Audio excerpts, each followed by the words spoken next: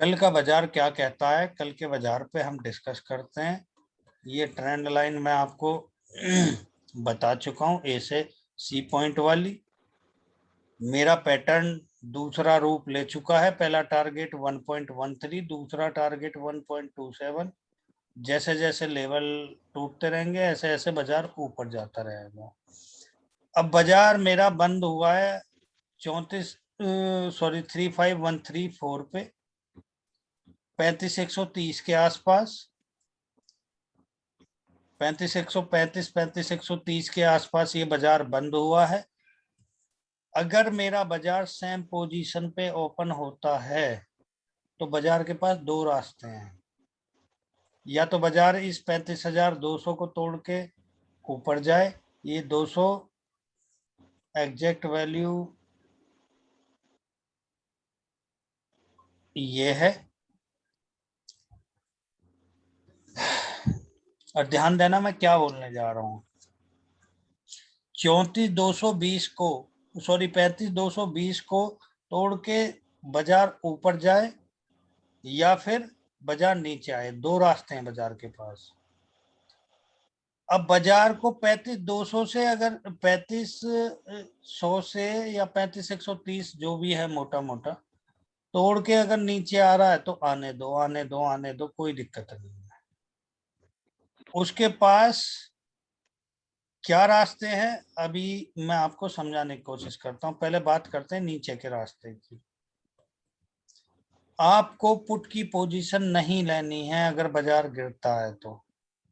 ध्यान रखना, जैसी सिचुएशन यहां क्रिएट हुई है ये वाली, जैसी सिचुएशन क्रिएट हुई है ये वाली, ये वाली, जैसी सिचुएशन क्रिएट हुई है ये वाली, ऐसी सिचुएशन सेम यहां किसी एरिया में क्रिएट होगी।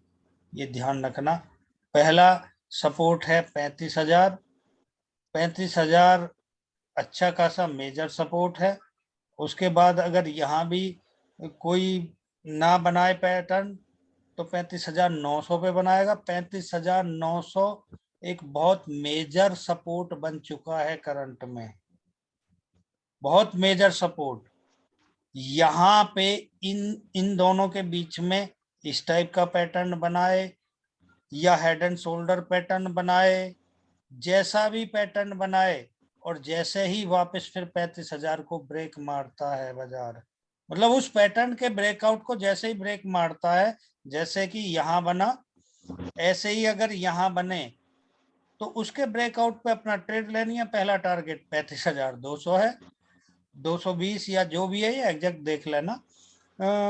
और अगर इसको ब्रेक कर दे और ऊपर सस्टेन कर जाए, इस तरीके से 2-3 कैंडल बना दे तो बने रहना ट्रेड में। 1.13 आपका पहला टारगेट है, दूसरा टारगेट 1.27 है। अब 3 टारगेट आपको मिल गए, पहला ये, दूसरा 1.13, तीसरा 1.27। फिबोनाची लगा के आप देख लेना, बहुत प्यार से दिख जाएगा। ये तो बात हो गई नीचे बाजार, नीचे आ गया बाजार। जब अगर ऊपर चलता है, जब तक सस्टेन ना करे, इस तरह 3-4 कैंडल ना बनाए इस 35,200 से ऊपर, तब तक आप बाई की कॉल में नहीं बैठोगे। ये ध्यान रखना, सी बाई नहीं करना है एकदम। ऐसा भी हो सकता है कि एक बड़ी बियरिश कैंडल बना दे और बाजार वापस नीचे, ऐसा भी हो सकता है। तो जब तक यहाँ प्राइस सस्टेन ना करे तब तक बाई की कॉल नहीं लेनी है। सस्टेन करे उसके ऊपर लेनी है। जैसे कि इसने 700 को ब्रेक करा और यहाँ पे प्राइस ने सस्टेन करा और इसके 1 रुपए ऊपर आप बाई कर लो, कोई प्रॉब्लम नहीं है। अगर प्राइस यहाँ चढ़ के और आपने यहाँ एग्जिट नहीं मारा, यहाँ भी वापस आ गया, दैट मीन्स क्या वो रिट्रेसमेंट के लिए आया है मेरे भाई। वो इसलिए नहीं आया है कि बाजार ये प्राइस गिर जाएगा। और यही लोग क्या करते हैं कि अगर कॉल की पोजीशन में 700 पे ली, यहाँ निकले नहीं, जब बाजार गिरने लगा तो वो यहाँ निकले, और उन्होंने मुश्किल से ऑप्शन के 20 पॉइंट बुक करे और ये पूरी रैली निकाल दी। 250 पॉइंट की, जिसमें ऑप्शन के 100 पॉइंट मिलते हैं, अगर आउट ऑफ द मनी की कॉल है। अब बात करते हैं अगर मेरा गैप डाउन ओपनिंग हो, तो गैप डाउन में आपके पास ये वाली ट्रेंड लाइन है। अभी तक हम 34,500 34,400 को बेस बना के चल रहे थे।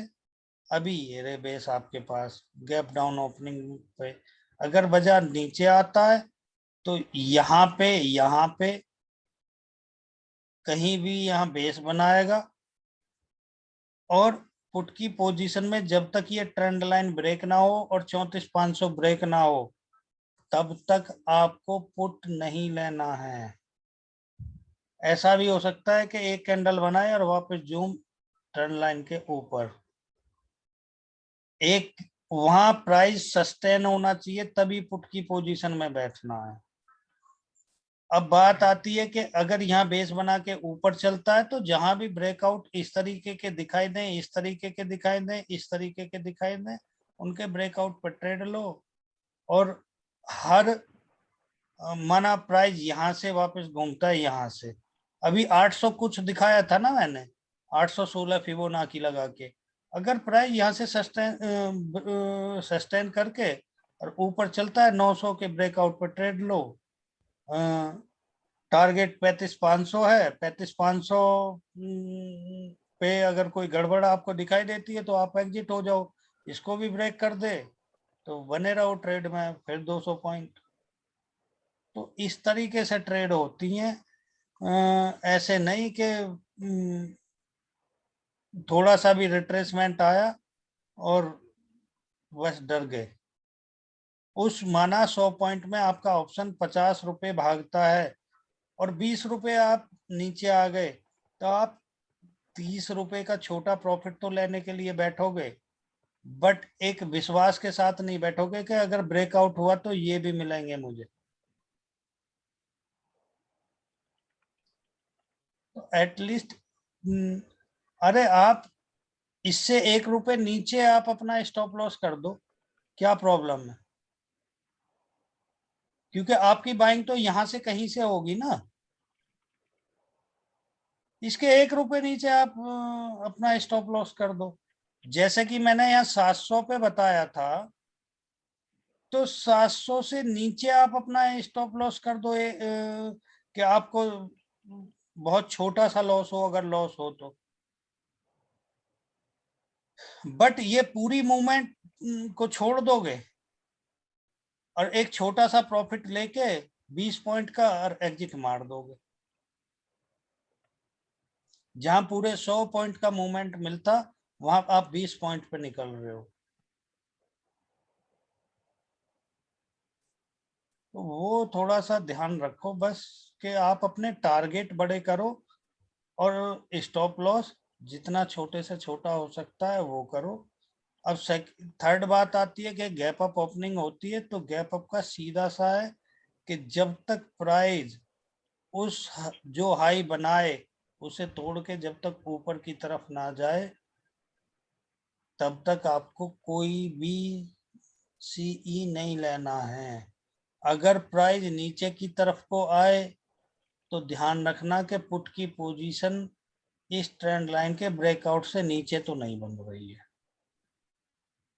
क्योंकि स्टॉक बुलिश मोड में है और ये मेरा एक बेस बन चुका है, ये हायर लो बन गया है, ये हायर लो बन गया है, यहाँ एक बेस तैयार हो चुका है, ये मेरा हायर लो बन चुका है। अब तीसरा हायर लो कहाँ बनेगा वो अब वक्त बताएगा, बट इसके ऊपर ही बनना चाहिए, 760 के ऊपर। समझ में आ गई? और अगर ये टूट भी जाए, ये वाली ट्रेंड लाइन भी मैं बता देता हूं, अगर ये टूट भी जाए ये वाली, तो ये ध्यान रखना कि नीचे बहुत सारी सपोर्ट बैठी हुई है, कहाँ से प्राइस वापस घूम के आ जाए कुछ नहीं कहा जा सकता। ये वाली ट्रेंड लाइन, ये वाली अगर ये टूट भी जाए ना, तो यहाँ कहीं बस आपको पुट अगर ले भी लिया तो 100 पॉइंट से ज्यादा की उम्मीद मत रखना। अगर ये 35,500 टूट गया ना तो 35,900 से ज्यादा की उम्मीद मत रखना कि आपको बहुत ज्यादा पॉइंट मिलने वाले हैं। जितना जल्दी हो सके निकलने की कोशिश करना, अगर गलती से पुट ले भी लो तो, क्योंकि वो यहाँ से कहीं से बेस बनाएगा और आपके पुट को खा जाएगा। बट मुझे लगता है कि कंसोलिडेशन फेज में रहेगा बाजार, क्योंकि आज जिस बूम की उम्मीद नहीं थी, इस वाले बूम की किसी को भी उम्मीद नहीं थी, इस वाले की, ये जो आया है सबको बस यही सबने पोजीशन खाली करी है। और इस वाले मूवमेंट का किसी को भी नहीं पता होगा, किसी को भी, इवन किसी को भी नहीं पता था ये भी आ जाएगा।